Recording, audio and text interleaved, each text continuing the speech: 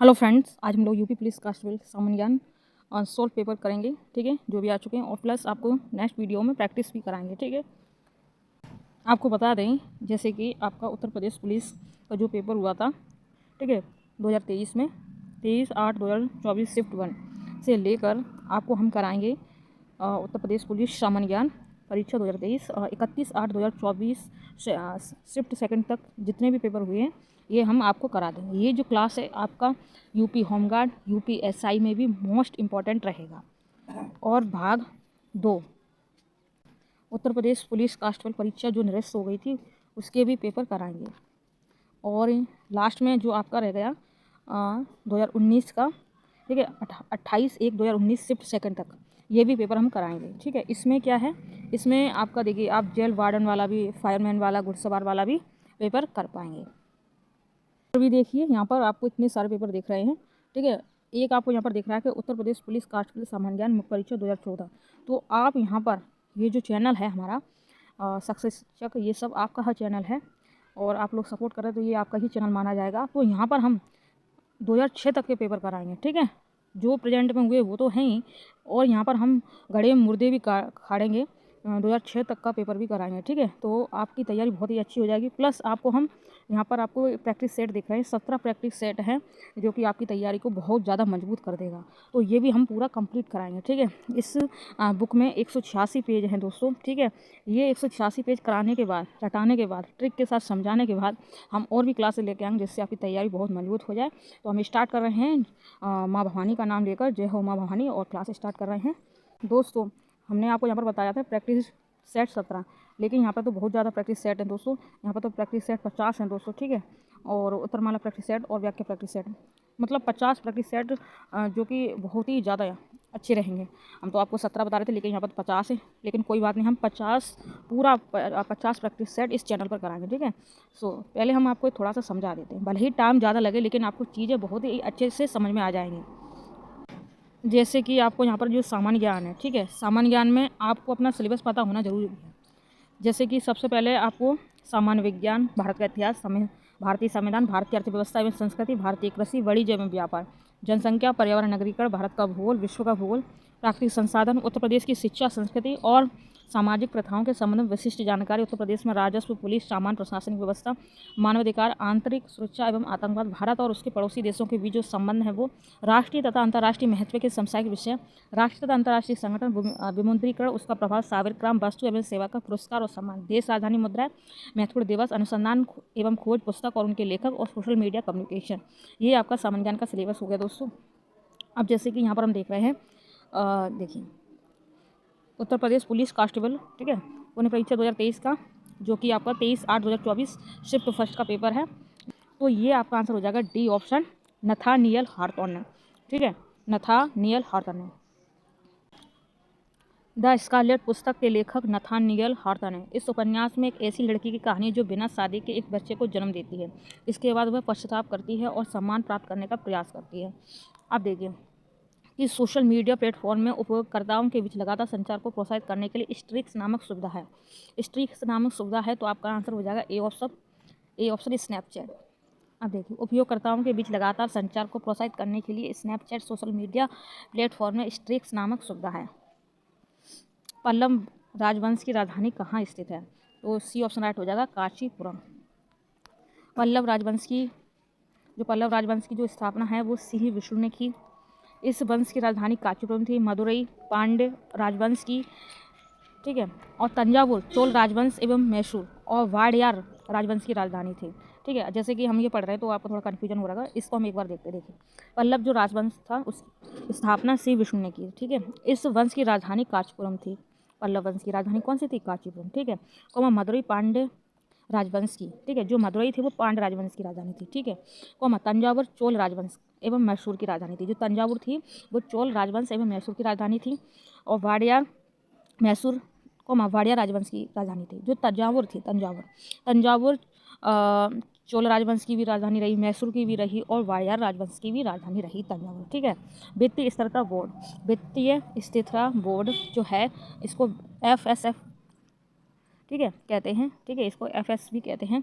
तो वित्तीय स्थिरता बोर्ड क्या करता है, इसका कार्य क्या है? देखिए आपका आंसर हो जाएगा दोस्तों, हो जाएगा डी ऑप्शन, यह वित्तीय स्थिरता सुनिश्चित करता है। ठीक है, तो जो वित्तीय स्थिरता बोर्ड है वो वित्तीय स्थिरता सुनिश्चित करता है। ठीक है, वित्तीय स्थिरता बोर्ड एक अंतर्राष्ट्रीय निकाय है जो वैश्विक स्तर पर सदस्य देशों में वित्तीय नीतियों का विकास सुनिश्चित कर वित्तीय स्थिरता को बढ़ावा देता है। इसकी स्थापना वर्ष 2009 में की गई। इसका मुख्यालय स्विट्जरलैंड के बेसल में है। इसका मुख्यालय वित्तीय स्थिरता बोर्ड का। ठीक है, 2009 में इसकी स्थापना की गई, इसको याद रखना। जीएसटी के ब्रांड एम्बेसडर के रूप में कौन चुना गया?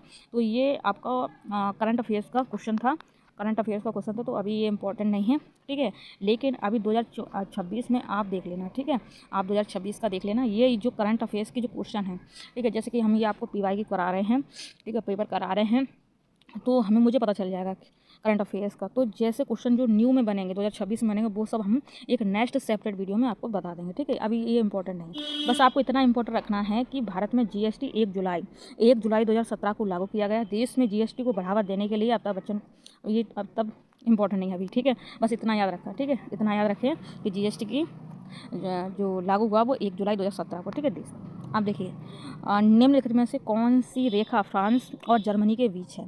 फ्रांस और जर्मनी के बीच कौन सी रेखा है? C option, Siegfried line. कौन सी है? Siegfried line. ठीक है, फ्रांस और जर्मनी के बीच कौन सी रेखा है? Siegfried line. ठीक है, सिगफ्रीड लाइन। अब देखिए, तो रेखा से समझ दो। देखिए रेखा है, ठीक है, अब एक लड़का है फ्रांस, एक लड़की है जर्मनी। ठीक है, अब इनके बीच एक लाइन है, कौन सी? Siegfried line. ठीक है, अब सिगफ्रीड लाइन कौन है भाई? ये दूसरा बंदा आ गया है, सिंग इसके। ठीक है, और सिंग तो बीच में होते ही ऐसे करके। ठीक है, तो ऐसे आपको याद रखना, फ्रांस और जर्मनी, ठीक है, ऐसे करके आप समझना है, सिगफ्रीड लाइन है इनके बीच। ठीक है, बस ऐसे याद रखना है आपको। आगे देखिए, फ्रांस एवं जर्मनी के बीच की सीमा को सिगफ्रीड लाइन कहा जाता है। 49 अंश उत्तरी 49 रेखा। ठीक है, अब ये मैंने आपको इतना बता दिया। ठीक है, अब देखिए 49 अंश उत्तरी अंशांश रेखा कनाडा एवं अमेरिका के बीच स्थित है। कौन सा? 49। ठीक है, 49 अभी किसके बीच है? कनाडा और अमेरिका के बीच। ठीक है, अब देखिए, अब ये हम वाली याद कराएंगे आपको। और 38 अंश उत्तरी अक्षांश रेखा दक्षिण कोरिया के बीच है। ठीक है, 38 अंश उत्तरी अक्षांश रेखा उत्तर एवं दक्षिण कोरिया के बीच स्थित है। 38, ठीक है, 38 उत्तर कोरिया और दक्षिण कोरिया, ये तो आपको याद हो जाएगा। लेकिन जो 49 वाली है ये कैसे याद हो? देखिए 49, 49, 4 देंगे किसे? अमेरिका सबको 4 देता है, कनाडा को। जो भी कनाडा मतलब नाटक, कनाडा मतलब नाटक, तो जो भी नाटक करता है तो अमेरिका वो ना 4 देता है, 49। ठीक है, इस प्रकार से 49 कनाडा। अब देखिए, विदेश व्यापार महानिदेशक DGFT किस मंत्रालय के अंतर्गत आता है? विदेश व्यापार महानिदेशालय, तो ये आ जाएगा आपका वाणिज्य उद्योग मंत्रालय के अधीन। ठीक है, वाणिज्य एवं उद्योग मंत्रालय के अधीन ही आ जाएगा विदेश व्यापार महानिदेशालय। भारत सरकार के वाणिज्य एवं उद्योग मंत्रालय के अधीन कार्य करता है। यह संस्था भारत में विदेशी व्यापार एवं विदेशी निवेश से संबंधित कानून को प्रतिबंधित करती है। वर्तमान में भारत के वाणिज्य एवं उद्योग मंत्री पीयूष गोयल, ये सही है बिल्कुल, पीयूष गोयल ही है। नेक्स्ट क्वेश्चन, परमाणु ऊर्जा के उत्पादन के लिए कौन सा तत्व आवश्यक है? तो परमाणु ऊर्जा के लिए जो आवश्यक तत्व है वो आपका आंसर हो जाएगा यूरेनियम। ठीक है, यूरेनियम से ही परमाणु बनता है। ठीक है, अब देखिए, परमाणु ऊर्जा के उत्पादन के लिए यूरेनियम को ईंधन के रूप में इस्तेमाल किया जाता है। थोरियम परमाणु ऊर्जा के उत्पादन के लिए एक अन्य ईंधन है। सिलिकॉन अर्धचालक का उदाहरण है। जो सिलिकॉन है वो अर्धचालक है। और सबसे ज़्यादा अगर परमाणु से संबंधित कोई भी अगर ये दिख जाए आपको यूरेनियम, तो वो क्वेश्चन आंसर आपका बिल्कुल सही जाएगा। ठीक है, नोएडा उत्तर प्रदेश के किस जिले के अंतर्गत आता है? तो आपका आंसर हो जाएगा डी ऑप्शन, गौतम बुद्ध नगर। नोएडा उत्तर प्रदेश के गौतम बुद्ध नगर के अंतर्गत आता है। नोएडा का पूर्ण रूप है new Okhla industrial development authority. ठीक है, विश्व डाक दिवस कब मनाया जाता है? तो आपका आंसर हो जाएगा 9 अक्टूबर को। 9 अक्टूबर को विश्व डाक दिवस मनाया जाता है, 9 अक्टूबर को। अब ये याद कैसे रहे? 9 अक्टूबर को विश्व डाक दिवस मनाया जाता है। ठीक है, 9 अक्टूबर को। ठीक है, 9 अक्टूबर को। अब जैसे कि 9 अक्टूबर को, ठीक है, अब जैसे कि आपका साइकिल का हैंडल इस प्रकार से होता है, ऐसे करके तो आप चलाते हैं नौकर पकड़ के। जब कोई रेंजर साइकिल होती है तो ऐसे करके चलाते हैं हम लोग, तो इस प्रकार से 9 भी लिखा जाता है। ऐसे भी आप समझ सकते हैं कि हम क्या कहना चाहते हैं। विश्व डाक दिवस आपसे पूछ ले तो आप करेक्ट कर लेना। साइकिल का हैंडल, आप रेंजर वाली साइकिल आपने चलाई होगी तो कुछ इस प्रकार से होता है, 9 की तरह। ठीक है, तो बस आपको ऐसे याद रखना। वैसे भी डाक जो है वो साइकिल से दिया जाता है, तो बस इस वजह से आपको ऐसे याद रखना है। बस जैसे दिमाग में ट्रिक आई वैसे बता रहे हैं आपको, बस आपको कनेक्ट करना है। देखिए, विश्व डाक दिवस 9 अक्टूबर को। विश्व दृष्टि दिवस 10 अक्टूबर को, विश्व हस्त प्रचालन दिवस 15 अक्टूबर को, विश्व प्रकृति दिवस 3 अक्टूबर को, विश्व शिक्षक दिवस 5 अक्टूबर, सेना दिवस, वायु सेना दिवस 8 अक्टूबर को। अब मैंने तो आपको इतना बता दिया, नहीं कि तो आपका नाम भी समझ में नहीं आए होंगे, तो बस आपको इतना याद रखना है, विश्व डाक दिवस 9 अक्टूबर को, विश्व वायु सेना दिवस 8 अक्टूबर को, ठीक है, 8 अक्टूबर को। अब देखिए, अब थोड़ा सा ये कैसे याद रहे, वायु सेना दिवस तो 8 अक्टूबर को, तो 8 को आप ऐसे लिखेंगे, आधा आधा कर देंगे अगर वायु सेना, ठीक है, आधा आधा कर देंगे इस प्रकार से, 8 अक्टूबर वायु सेना दिवस, ठीक है। जून 2024 तक गृह मंत्रालय का प्रमुख कौन है, तो ये इंपॉर्टेंट नहीं है। तो अब आपको याद रखना है, ये जो क्वेश्चन मैंने आपको बताया, इसको मैंने बताया कि आपके लिए सेपरेट वीडियो लेके आएंगे। अगर आपको सेपरेट वीडियो नहीं देखना है तो आपको इसका स्क्रीनशॉट लेना क्वेश्चन का, ठीक है, और ये पूरी क्लास करने के बाद आपको सर्च करना है कि 2026 तक गृह मंत्रालय का प्रमुख कौन है, तो ऐसे आपको सर्च कर लेना और अपना डाउट क्लियर कर लेना, ठीक है, और नोट में लिख लेना। तो देखिए, बस इतना ही बहुत है। इंडियन नेशनल कांग्रेस की स्थापना किस वर्ष हुई थी, बताओ। तो यहाँ पर आपका आंसर हो जाएगा डी ऑप्शन, 1885, ठीक है। देखिए, ब्रिटिश साम्राज्य के खिलाफ भारतीयों को एकजुट करने एवं उनके पक्ष को रखने के उद्देश्य एक अखिल भारतीय राजनीतिक मंच के रूप में एक अंग्रेज अधिकारी ए.ओ. होम ने मुंबई के गोकुल दास तेजपाल संस्कृत विद्यालय में 28 दिसंबर 1885 को कांग्रेस की स्थापना की गई। कांग्रेस का प्रथम अधिवेशन वर्ष 1885 में ही मुंबई में व्योमेश चंद्र बनर्जी की अध्यक्षता में हुआ था, 1885 में, ठीक। भारत का पहला हवाई अड्डा कहाँ पर स्थित था, तो आपका आंसर हो जाएगा डी ऑप्शन, कोलकाता में, भारत का पहला हवाई अड्डा, ठीक है। भारत का पहला हवाई अड्डा कोलकाता में स्थित है। देखिए, भारत में व्यवसायों के लिए सेवा हेतु पंजीकरण के लिए थ्रेशोल्ड लिमिट सीमा क्या है, तो भारत में व्यवसायों के लिए, ठीक है, सेवाएं हेतु पंजीकरण के लिए थ्रेशोल्ड लिमिट सीमा क्या है, तो देखिए यहाँ पर आपका आंसर ए और डी दोनों हो रहे हैं, 20 लाख और 10 लाख, ठीक है। भारत में व्यवसायों के लिए सेवा हेतु जीएसटी पंजीकरण के लिए थ्रेशोल्ड लिमिट 20 लाख रुपए की है, जबकि यूपीपीवी ने इसकी सीमा 20 लाख एवं 10 लाख रुपए दोनों माना है। घातव्य है कि जीएसटी एक अप्रत्यक्ष कर है, जो जीएसटी है वो क्या है, अप्रत्यक्ष कर है। भारत में जीएसटी को 1 जुलाई 2017 में लागू किया गया था, ठीक है। इसके लिए भारतीय संविधान में 101वां संविधान संशोधन किया गया था जीएसटी में, ठीक है, संविधान संशोधन 101 के द्वारा जीएसटी, ठीक है। तो इतनी बात आपको क्लियर करना है। अब देखिए, दुर्भावनापूर्ण फाइलों वाली छवियों का उपयोग हैकर को आपके खाते की जानकारी चुराने या आपके कंप्यूटर को संक्रमित करने में मदद करने के लिए किया जाता है, तो क्या, तो यहाँ पर आपका आंसर हो जाएगा ए ऑप्शन, इमेज फिशिंग बोलेंगे, क्या बोलेंगे, इमेज फिशिंग में दुर्भावनापूर्ण फाइलों वाली छवियों का उपयोग हैकर को आपके खाते की जानकारी चुराने या आपके कंप्यूटर को संक्रमित करने में मदद करने के लिए किया जाता है। क्रोएशिया गणराज्य की राजधानी क्या है, दोस्तों सोचिए। आपका राइट आंसर हो जाएगा जाग्रेब दोस्तों, जाग्रेब, ठीक है। क्रोएशिया गणराज्य की राजधानी जाग्रेब है। डुब्रोवनिक क्रोएशिया का एक बंदरगाह नगर है। मैक्सिको सिटी मैक्सिको की एवं एम्स्टर्डम नीदरलैंड की राजधानी, ठीक है, ये भी इंपॉर्टेंट है। आतंकवाद से लड़ने में सूचना साझा करना किन तरीकों से महत्वपूर्ण हो जाता है, आतंकवाद से लड़ने में सूचना साझा करना किन तरीकों से महत्वपूर्ण हो जाता है, तो यहाँ पर आपका आंसर हो जाएगा सी ऑप्शन। देखिए, यह अधिकारियों को संभावित खतरों को अधिक तेजी से पहचानने में सहायता करता है दोस्तों।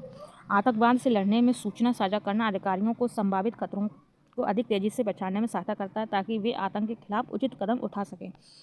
अब देखिए, भारत के किस पड़ोसी देश को थंडर ड्रैगन की भूमि के नाम से जाना जाता है, तो आपका आंसर हो जाएगा बी ऑप्शन, भूटान, ठीक है, भूटान। अब थंगन ड्रैगन मतलब डेंजर, कैसे भूत तो वैसे भी डेंजर होते हैं, तो भूटान, ऐसे करके आपको याद रखना है। हिमालय की घाटियों में आने वाले हिंसक एवं बड़े तूफानों के कारण भूटान को लैंड ऑफ थंडर ड्रैगन के नाम से जाना जाता है। भूटान की राजधानी थिम्पू एवं मुद्रा कौन सी है, नगलुट्रम है, कौन सी, नगलुट्रम। इसमें से कौन सा सोशल मीडिया प्लेटफॉर्म नहीं है पूछा, तो बी ऑप्शन आ जाएगा गूगल क्या, सर्च इंजन है गूगल। बाकी इंस्टाग्राम एक सोशल मीडिया प्लेटफॉर्म है, ट्विटर भी है, फेसबुक भी है, ठीक है, ये सेम लग रहे हैं तीनों, लेकिन गूगल अलग है, तो ऐसे आपको याद रखना है। देखिए, निम्नलिखित में से किस प्रकार का प्रदूषण संवर्धन त्वरित मतलब यूट्रोफिकेशन है, ठीक है, त्वरित या संवर्धन मतलब यूट्रोफिकेशन है, तो कौन सा है, तो किस प्रकार का प्रदूषण है। अब देखिए, आपको यहाँ पर देखना मृदा प्रदूषण, जल प्रदूषण, ध्वनि प्रदूषण, उष्ण प्रदूषण, अब आपको पहचानना पड़ेगा। सो फ्रेंड्स, देखिए, आपका यहाँ पर आंसर हो जाएगा जल प्रदूषण, ठीक है, कौन सा हो जाएगा, जल प्रदूषण हो जाएगा दोस्तों आपका। देखिए, यूट्रोफिकेशन जल प्रदूषण का एक रूप है। यूट्रोफिकेशन वह प्रक्रिया है जिसमें जल में पोषक तत्वों की बहाव स्रोतों के कारण अचानक वृद्धि हो जाती है। पोषक तत्वों की अधिकता के कारण शैवाल एवं अन्य सूक्ष्म जीवों की अचानक वृद्धि हो जाती है, जिससे जल में घुलित ऑक्सीजन की मात्रा कम हो जाती है। परिणामस्वरूप मछलियों की मृत्यु होने लगती है। देखिए 1946 के विमुद्रीकरण के दौरान आरबीआई के गवर्नर कौन थे? तो आपका आंसर हो जाएगा सी ऑप्शन, चिंतामण द्वारकानाथ देशमुख। चिंतामण द्वारकानाथ देशमुख।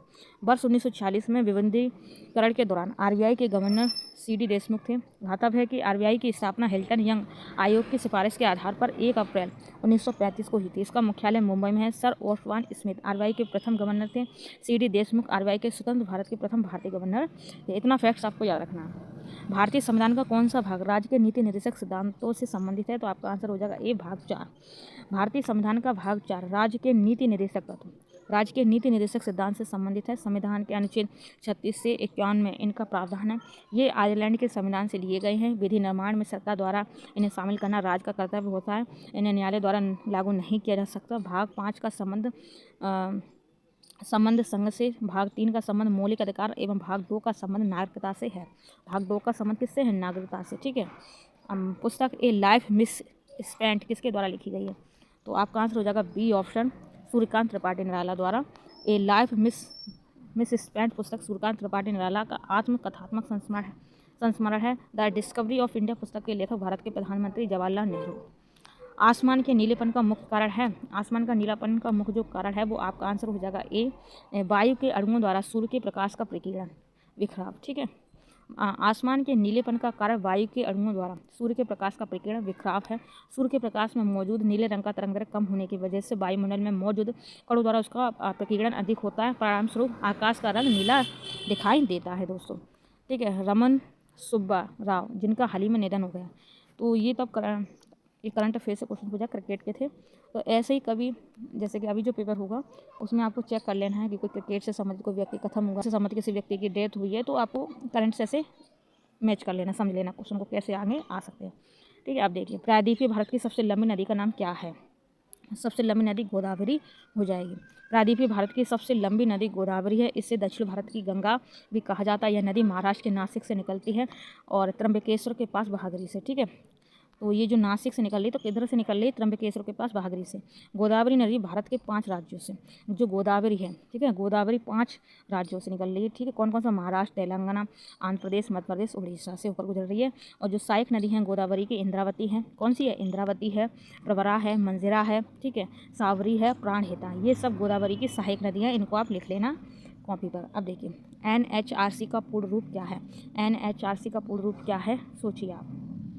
यहाँ पर आपका आंसर हो जाएगा C option, national human rights commission India. अब देखिए NHRC का पूर्ण रूप national human rights commission India, राष्ट्रीय मानवाधिकार आयोग, इसको बोलते हैं NHRC, का गठन 12 अक्टूबर 1993 को मानवाधिकार संरक्षण अधिनियम 1993 के तहत किया गया था।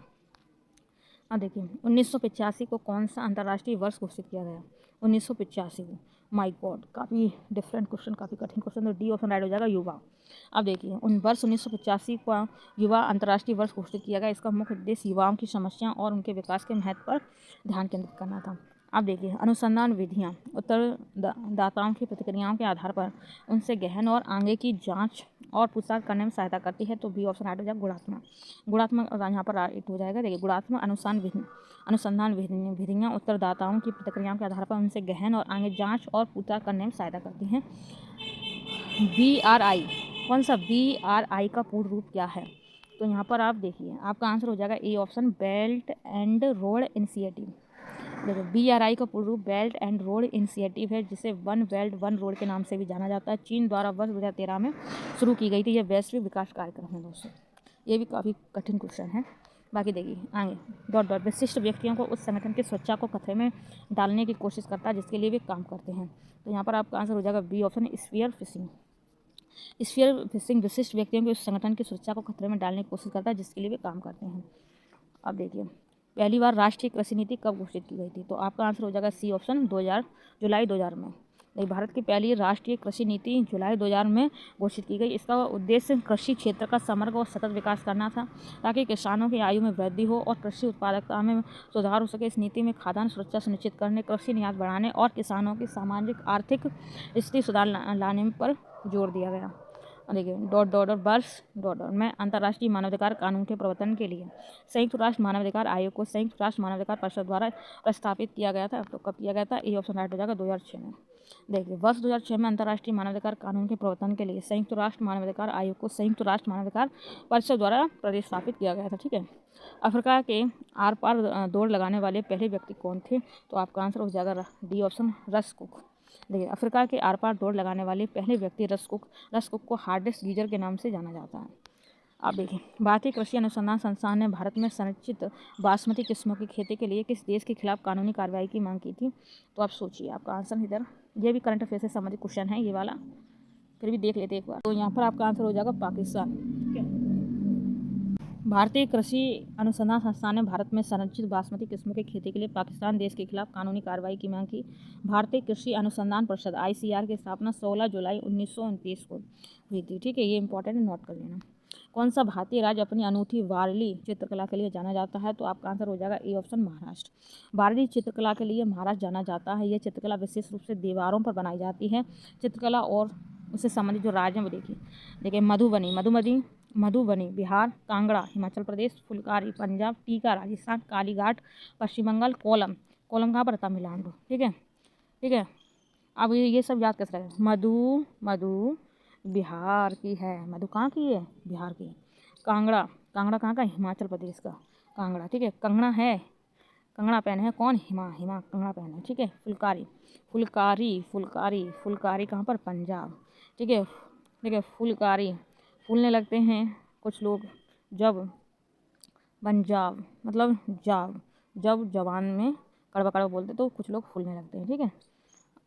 अब देखिए टीका कहाँ का? राजस्थान का। टीका तो करते ही हैं राजा लोग, तो टीका तो करते ही हैं भाई, टीका तो करते ही हैं। ठीक है। आगे देखिए कालीघाट से काली माँ कहाँ की? पश्चिम बंगाल की, तो ऐसे याद रखो, कालीघाट पश्चिम बंगाल। कोलम तमिलनाडु का। कोलम कहाँ का? तमिलनाडु। तब मिल पहले कोलकर। ठीक है, इस प्रकार से कहाँ का है? तमिलनाडु का। ठीक है। नेक्स्ट देखिए चिकनकारी एक पारंपरिक कढ़ाई शैली है जिसकी उत्पत्ति उत्तर प्रदेश के किस शहर में? लखनऊ। नवाबों का शहर लखनऊ। ठीक है, ए ऑप्शन राइट हो जाएगा। चिकनकारी एक प्रारंभिक कढ़ाई शैली है जिसकी उत्पत्ति उत्तर प्रदेश के लखनऊ शहर से हुई है। चिकनकारी की उत्पत्ति का जो श्रेय है मुगल काल को दिया जाता है। यहाँ कढ़ाई कला दरबारी परिधान और वस्त्रों पर प्रमुखता से की जाती है। धीरे धीरे ये स्थानीय कारीगरों के बीच फैल गई और लखनऊ की पहचान बन गई चिकनकारी। महासागरीय अभी चिकनकारी आपने जैसे कि आपने कपड़े देखे होंगे जिसपे सफ़ेद कलर की छोटी छोटी डिजाइन इतनी मस्त लगती है। ठीक है। जैसे आप लड़की हैं तो आप मीशो पे देख लीजिए चिकनकारी की कुर्ती, तो देखना आपको समझ में आ जाएगा हम क्या बता रहे हैं, अगर आपको नहीं पता है तो। महासागरीय अम्लीकरण का प्राथमिक कारण क्या है? तो आपका आंसर हो जाएगा ए ऑप्शन समुद्री जल द्वारा CO2 का अवशोषण। महासागरीय अम्लीकरण का प्राथमिक कारण समुद्री जल द्वारा CO2 को अवशोषित करना होता है। जब यह CO2 महासागरों में घुलता है तो यह जल से मिलकर कार्बनिक अम्ल H2CO3 बनाता है। ठीक है, ये हो गया हमारा 38 क्वेश्चन हो गए दोस्तों। 38 क्वेश्चन आपके इस शिफ्ट में पूछे गए थे GS से, सामान्य ज्ञान से।